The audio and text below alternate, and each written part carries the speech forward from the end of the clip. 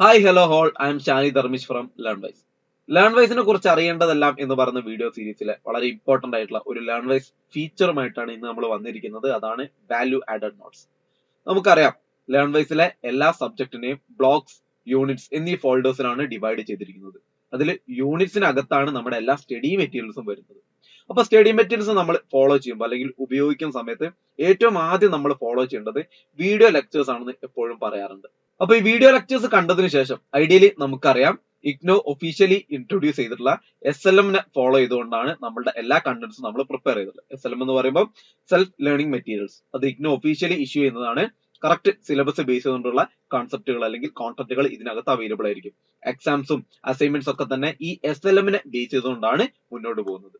അപ്പൊ നമ്മൾ എപ്പോഴും പറയാറുണ്ട്, ഈ SLM നമ്മൾ തറോലി വളരെ വ്യക്തമായിട്ട് കൃത്യമായിട്ട് വായിച്ച് മനസ്സിലാക്കിയിട്ടുണ്ടാവണം എന്നുള്ളത്. പക്ഷെ ഈ SLM ഒരു ബേസിക് ഘടന നമ്മൾ പരിശോധിച്ചു കഴിഞ്ഞാൽ ചുരുക്കം ചില സബ്ജക്റ്റുകൾക്ക് മാത്രം ഇന്ററാക്റ്റീവ് ആയ രീതിയിൽ മുന്നോട്ട് പോവുകയും ബാക്കി സബ്ജക്റ്റുകൾക്കൊക്കെ തന്നെ വളരെ ഡ്രൈ ആയ ഒരു രീതിയിലുമാണ് SLM കാണപ്പെടുന്നത്. കാരണം അതിൽ വളരെ ഡിസ്ക്രിപ്റ്റീവ് ആയ രീതിയിൽ പാരഗ്രാഫ്സ് ഒക്കെ ഉൾപ്പെടുത്തിക്കൊണ്ടുള്ള വളരെ ഡിഫൈൻ ചെയ്തുകൊണ്ടുള്ള രീതിയിലായിരിക്കും കണ്ടന്റുകളും കാര്യങ്ങളൊക്കെ തന്നെ ഉൾപ്പെടുത്തിയിട്ടുണ്ടാവുക. അപ്പൊ നമ്മളുടെ സമയത്തിന്റെ ഒക്കെ ഒരു പ്രശ്നം കൊണ്ടും മറ്റു കാരണങ്ങളാലും ഒന്നിലധികം തവണ ഈ SLM വായിച്ചു നോക്കുക എന്നുള്ളത് വളരെ ബുദ്ധിമുട്ടുള്ള ഒരു കാര്യമാണ്. ഒന്നാമത് നമ്മൾ ഒരുപാട് തിരക്കുകൾക്കിടയിൽ കൂടി ആയിരിക്കാം നമ്മുടെ ഈ കോഴ്സ് പഠിക്കുന്നതും കാര്യങ്ങളൊക്കെ. ഈ ഒരു സാഹചര്യത്തിലാണ് നമ്മുടെ വാല്യൂ ആഡഡ് നോട്ട്സിന്റെ പ്രസക്തി എന്ന് പറയുന്നത്.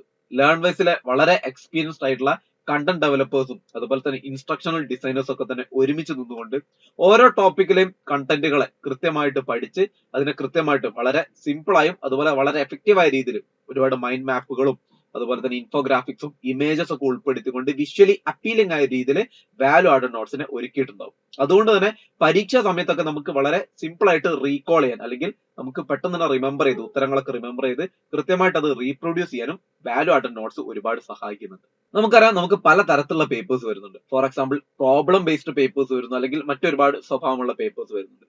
ഇത്തരത്തില് ഓരോ പേപ്പറിനും അല്ലെങ്കിൽ അതിന്റെ കണ്ടന്റ് ഓറിയന്റഡ് ആയിട്ട് അല്ലെങ്കിൽ ആ കണ്ടന്റ് ഡിമാൻഡ് ചെയ്യുന്ന രീതിയിലാണ് നമ്മുടെ വാല്യൂ ആഡഡ് നോട്ട്സ് വളരെ സിമ്പിൾ ആയിട്ട് ഡിസൈൻ ചെയ്തിരിക്കുന്നത്. ഒരു എക്സാമ്പിൾ പറയുകയാണെങ്കിൽ, വളരെയധികം ഡിസ്ക്രിപ്റ്റീവ് ആയ വലിയൊരു ആൻസർ ആവശ്യമുള്ള ചോദ്യമാണെന്ന് വിചാരിക്കുക.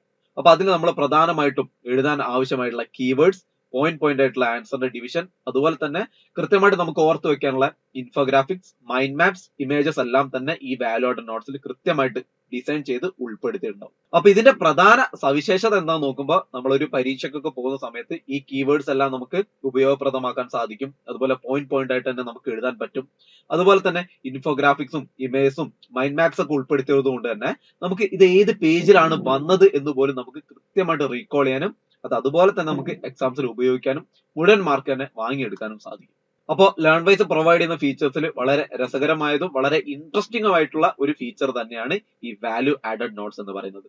അത് കൃത്യമായിട്ട് ഉപയോഗപ്പെടുത്തുക എന്നുള്ളതാണ് നമ്മുടെ ധർമ്മം. എന്തായാലും ലേൺവൈസിൽ പുതിയൊരു ഫീച്ചറിനെ കുറിച്ച് നമുക്ക് മറ്റൊരു വീഡിയോയിൽ വീണ്ടും കാണാം. അതുവരേക്കും ബൈ.